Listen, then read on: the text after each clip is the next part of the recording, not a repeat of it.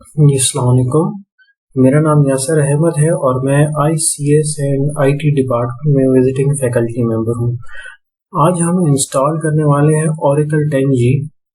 ठीक है, तो उसके लिए है ये साइट दी हुई है Oracle की।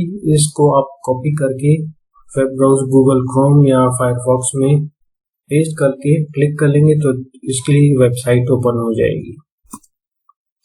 यहाँ हम देखते हैं कि लेटेस्ट वर्जन कौन सा है, वह Oracle database 19C enterprise edition का।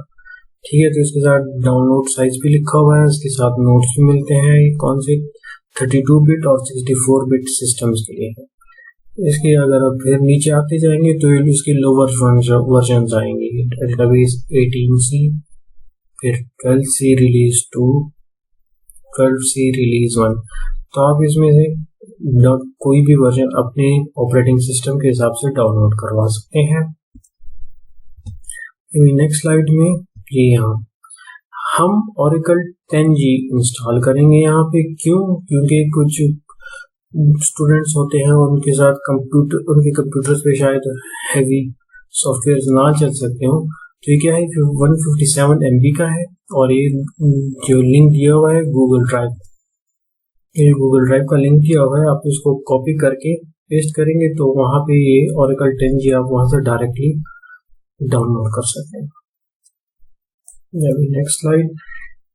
यहाँ पे इन केस अगर आपने Oracle 10G डाउनलोड कर लिया और इंस्टॉलेशन के बाद ओपन नहीं हो रहा, तो इसका मतलब ये है कि आपने एक और फाइल डाउनलोड करनी है, वो है .NET Framework 3.5। आप इंटरनेट से डायरेक्टली भी डाउनलोड कर सकते हैं या फिर GTAF पे मैंने इसको भी अपलोड किया हुआ है, आप वहां से इसको डायरेक्टली डाउनलोड कर सकते हैं और इंस्टॉल कर सकते हैं। इस स्लाइड में 3 वर्जन्स की बात हुई है ताकि हमें पता चल सके कि एक्चुअल वर्जन चेंज होने के साथ क्या क्या चीजें इम्प्रूव होती हैं। ठीक है, तो 10G, 11G और 12C का डिफरेंस क्या है कि बेटर इसमें इम्प्रूवमेंट आती है and less risky with the 1C version. वो साथ साथ में इसमें बेटर हो रहा है और लेस रिस्की, मतलब कोई जरूरी नहीं शायद इसमें ये प्रॉब्लम हो कि 10G में क्रैश होने के चांसेस ज्यादा हो अगर कोई हम टेबल गलत बना लें या शेयरिंग कर लें या किसी और एक कंपनी अगर 2-3 जगहों पे है, वो 2-3 जगहों से डेटाबेस को एक्सेस कर रहे हैं तो शायद ज्यादा रिस्की हो या उसमें ये हैकिंग के चांसेस ज्यादा हो। तो नेक्स्ट वर्जन के साथ साथ इसमें इम्प्रूवमेंट आती जाए। ठीक है, 12C मोर सिक्योर होगा, वो ज्यादा आसानी से उसको हम मैनेज कर सकते हैं और इसके साथ टेबल्स वगैरह हम कोई बना रहे हैं या और इसमें मेमोरी मैनेजमेंट का हम काम कर रहे हैं तो 10G और 11G के बजाय 12C ज्यादा हमें उसमें अच्छी रिजल्ट देगा। 12C contains several online resources as well as technical seminars that are dedicated to its upgrade program। तो जाहिर बात है जिस तरह अब नया वर्जन आता है तो कंपनीज उस न्यू वर्जन पे काम करना स्टार्ट कर लेती हैं बनिस्बत के ओल्ड वर्जन पे काम करें। ठीक है, तो इसमें क्या है कि 12C में इससे रिलेटेड रिसोर्सेज भी ऑनलाइन अवेलेबल हैं अगर कोई इसको देखना चाहे या इम्प्रूवमेंट लाना चाहता है, और टेक्निकल सेमिनार्स कि इसमें टेक्निकल क्या क्या चीजें हैं या क्या क्या हम इम्प्रूव हो सकती हैं इन प्रीवियस वर्जन के हिसाब से। तो जाहिर बात है इसकी नॉलेज हमें ज्यादा होगी बनिस्बत उन प्रीवियस जो वर्जन है उससे रिलेटेड। और पैसों की जरूरत तो वैसे भी पड़ती है क्योंकि हमें R&D process, research and development करनी होती है। ठीक है, इनोवेशंस, नई इनोवेशंस करना क्योंकि इसमें इम्प्रूवमेंट ला सकें, और उसके बाद ही फिर 12C की तरह और जो Oracle डेटाबेसेस हैं वो वजूद में आ सकते हैं। और ये जरूरी नहीं है कि आप उसके लाइसेंस लेते वक्त ही पेमेंट करें। ये लाइसेंस के अलावा भी पेमेंट लोग करते हैं ताकि मुख्तलिफ वर्जन आ सके Oracle के। और यही वजह है कि जितना सपोर्ट ज्यादा होगा उतनी इसकी न्यू वर्जन आने के चांसेस भी ज्यादा से ज्यादा होते जाते हैं। यहाँ पे multi tenant and plug database का पॉइंट ज्यादा इंपॉर्टेंट है क्योंकि Oracle 12C इसके फीचर्स ज़्यादा हैं बाकी से। किस तरह कि ये ऑनलाइन भी अवेलेबल होता है और ऑनलाइन इसको अपलोड कर लें, टेबल वगैरह सारी ऑनलाइन होंगी। तो इसमें क्या होगा कि मुख्तलिफ कंपनीज ऑनलाइन इसको एक्सेस कर सकती हैं बनिस्बत ओरेकल 10G और 11G। इसका डिफरेंस हम नेक्स्ट स्लाइड में देखेंगे कि किस किस जाहिर किया हुआ है। This version offer used efforts and time. तो इस वर्जन में एफर्ट्स भी हमें कम कम करने पड़ते हैं बनिस्बत बाकी दोनों के, क्योंकि इसमें इम्प्रूवमेंट आ रही है।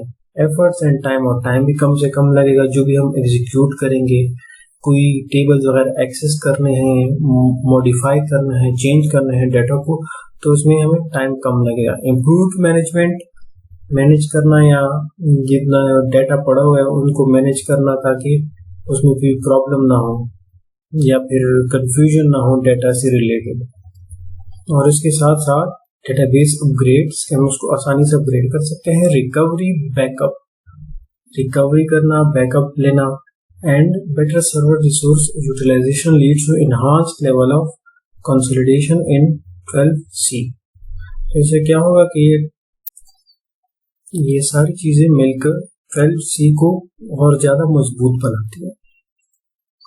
और इसके साथ प्लगेबल डेटाबेस, जिस तरह हम नॉर्मल प्लगइन्स डाउनलोड करते हैं किसी सॉफ्टवेयर के लिए, तो ये pluggable database features prevent a single tenant architecture can be used without new licenses options, thereby making ये अपग्रेड प्रोसेस सिंपलर। तो हम इसको अगर अपग्रेड कर भी नहीं है तो प्लगइन्स वगैरह डाउनलोड करने हैं इसके लिए, तो हमें दोबारा लाइसेंसेस वगैरह लेने की जरूरत नहीं है। तो ये प्रोसेस हमारा अपग्रेडिंग का सिंपल और आसान हो जाता है बनिस्बत ये कि हम दोबारा कोई सॉफ्टवेयर डाउनलोड कर ले तो हम उसी सॉफ्टवेयर को अपग्रेड कर लेते हैं। और इसका new feature automatic data optimization. तो इसमें हमें ये पता चल जाता है कि कौन कौन से जो हम डेटाबेस में अगर रीड और राइट कर रहे हैं तो कौन से ऐसे टेबल्स हैं या क्वेरीज हैं जो सबसे ज़्यादा यूज हो रही हैं, कुछ दरमियाना लेवल पे यूज हो रही हैं या कुछ बहुत मिनिमम से मिनिमम एक्सेस किया जा रहा है। तो इससे फिर हमें स्टोरेज करने में आसानी होती है कि वो इंफॉर्मेशन जो कि लोग बहुत कम जानना चाह रहे हैं या क्वेरी करना चाह रहे हैं तो वो दूसरे डेटाबेस में पड़ा होगा, और जो ज़्यादा से ज़्यादा इंफॉर्मेशन लोग लेना चाह रहे हैं वो फ्रंट डेटाबेस में पड़े हो ताकि लोग उसको आसानी से और जल्दी एक्सेस कर सकें। तो ये फीचर बाकी जो ओल्ड वर्जन है उसमें नहीं है और ये 12C में आना स्टार्ट हुआ है। और इसी तरह memory caching, column store and compression के जो पॉइंट्स हैं ये भी इसमें है एडिशनल 12C में, ताकि data in form of cash compressed form में मौजूद हो ताकि इसको आसानी से एक्सेस करें अगर दोबारा एक्सेस करना चाहते हैं।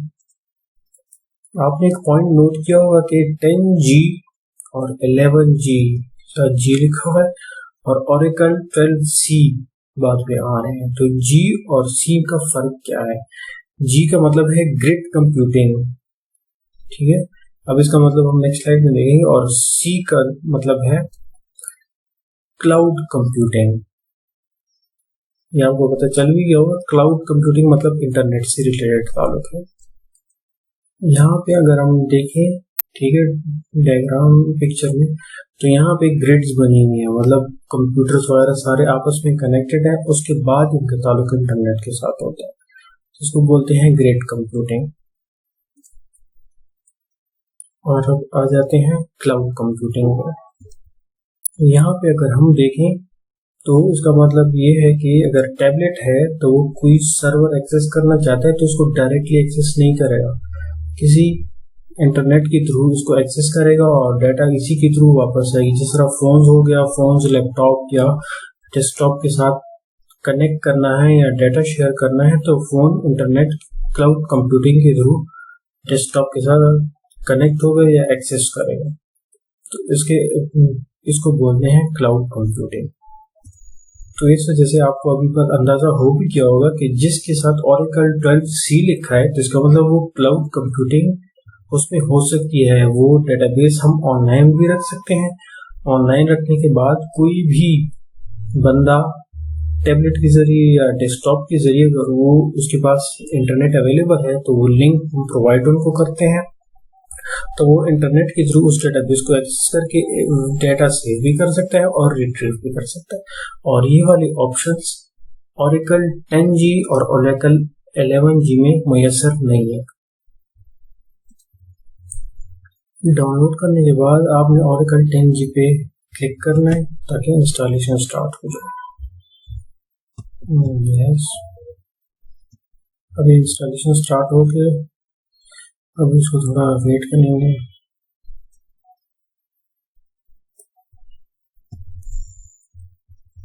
ठीक है, अब यहाँ पे नेक्स्ट क्लिक करना है। मैंने स्लाइड में भी ऐड किया हुआ, ठीक है, नेक्स्ट। उसके बाद नेक्स्ट और नेक्स्ट, यहाँ पे accept the terms, next click करना है और नेक्स्ट। अब यहाँ पे पासवर्ड में 4 zeros एंटर करूँगा, 1 2 3 4। और यहाँ पे भी देखिए बंदे को आसानी से याद होता है, तो इसमें भूलने के चांसेस भी नहीं होते। 1 2 3 4। अब इसको नेक्स्ट करेंगे। पासवर्ड गलत है, दोबारा 1 2 3 4, नेक्स्ट, इंस्टॉल। थोड़ा हम वेट करेंगे ताकि इंस्टॉलेशन कंप्लीट हो जाए।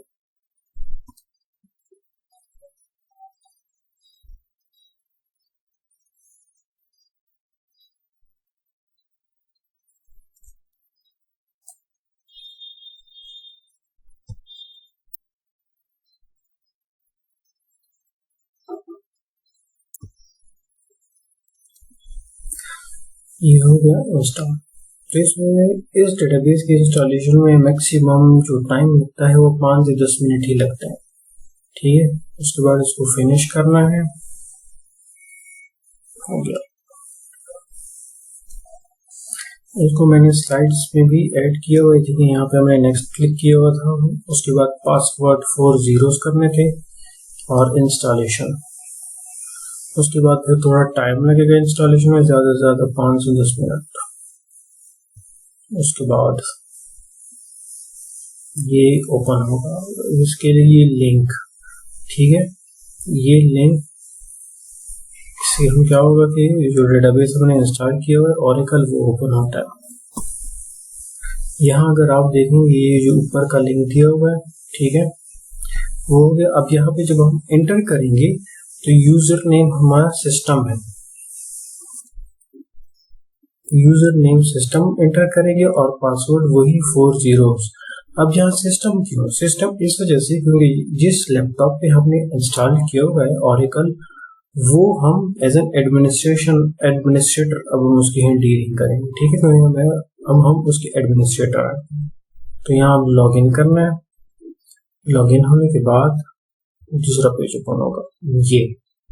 अब ये इसका इम्पोर्टेंट पेज है जो कि हमारे लिए अब क्या नजर आ रहा है, इसमें स्टोरेज वगैरह सारी नजर आ रही है, ठीक है। ये राइट साइड भी जो है। अब यहाँ पे 2-3 पॉइंट्स हमारे लिए हैं और भी हम उसको देखेंगे, लेकिन वो बाद में।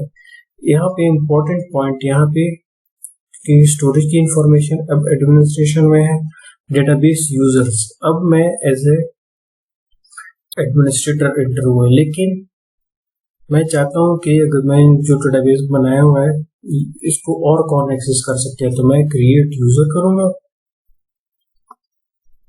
क्रिएट यूजर में मैं यूजर नेम एक दे रहा हूँ, ठीक है, HR, और पासवर्ड वो उसके लिए HR दे रहा हूँ, कंफर्म पासवर्ड HR, ठीक है। और मैं उस बंदे को लॉक या अनलॉक कर सकता हूँ। मैं लॉक अगर करूंगा और यहाँ पे मैंने क्रिएट कर लिया, ठीक है। क्रिएट होने के बाद क्या होगा कि वो HR को पासवर्ड और यूजर नेम तो मिल गए, लेकिन उसको मैंने यहाँ लॉक किया हुआ है। अगर मैं उसको अनलॉक करूंगा उसके बाद ही वो इस डेटाबेस को एक्सेस कर सकता है, ठीक है। मैं यहाँ क्रिएट करूंगा और उसके साथ मैं उसको ऑप्शन भी कर सकता हूँ कि वो क्या कुछ कर सकता है। यहाँ पे भी कर सकता, यहाँ पे भी मैं करवा सकता हूँ कि वो यूजर टेबल क्रिएट कर सकता है, व्यू क्रिएट कर सकता है। तो यहाँ वहाँ पे प्रिविलेजेस को प्रोवाइड कर रहा हूँ कि वो क्या कुछ कर सकता है, क्या कुछ नहीं कर सकता। यहाँ पे हम एसक्यूएल क्वेरीज के थ्रू भी ग्रांट कर सकते हैं कि हाँ आप ये कर सकते हो, आप डिलीट कर सकते हो, या फिर ये टेबल्स नहीं कर सकते। तो यहाँ मैं अगर क्रिएट करूँगा तो ये क्या होगा, ऑलरेडी एग्जिस्ट में और पहले ही बनाया हुआ था। अगर वो नहीं होगा तो यहाँ पे आ जाएगा कि ऑलरेडी ये है। अब मैं यहाँ से लॉगिन होगा उस एचआर के through, log out,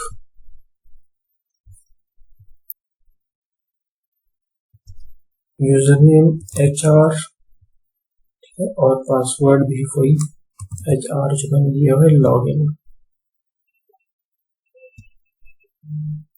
an account is locked, account locked है। तो मैं सिस्टम एंटर करूंगा, administrator, manage users, HR locked है, ठीक है। मैं इसको अनलॉक करूंगा और पासवर्ड भी एचआर चेंज नहीं करूँ, तो क्या होगा, ये यूजर अब अनलॉक हो गया। अब दोबारा लॉग आउट होकर लॉग इन करेंगे एचआर के नाम पे।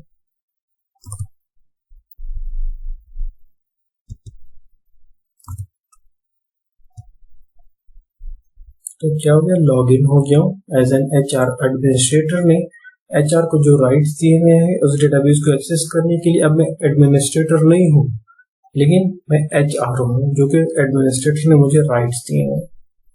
तो ये उसका इंटरफेस है।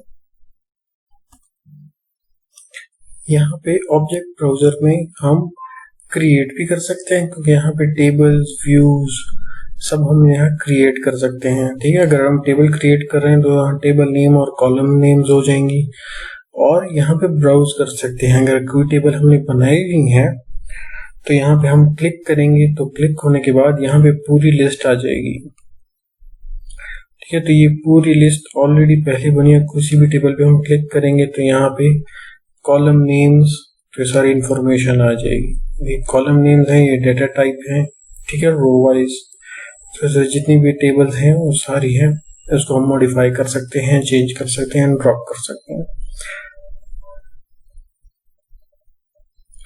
और उसके बाद एसक्यूएल में एसक्यूएल कमांड्स। अब इंटर कमांड पे जब हम क्लिक करेंगे तो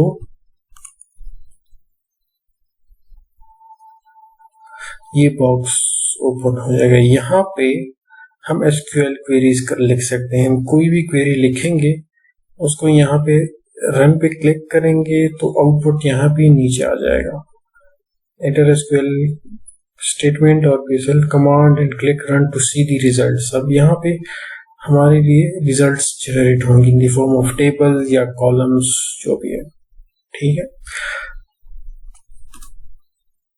इस तरह कुछ पॉइंट्स हमने स्लाइड में भी ऐड किए हैं। जिस तरह यहाँ पहले था क्रिएट यूजर्स का था, यहाँ क्रिएट यूजर का जो हमने पहले ही देखा हुआ है कि यूजर नेम, पासवर्ड वगैरह लॉक और अनलॉक करते हैं, और उसको फिर हमें प्रिविलेजेस देता है एडमिनिस्ट्रेटर के क्या क्या काम वो कर सकता है और क्या नहीं कर सकता। उसके बाद नेक्स्ट में ब्राउज क्रिएट टेबल्स वगैरह को ब्राउज करना, ठीक है, वो भी हो गया।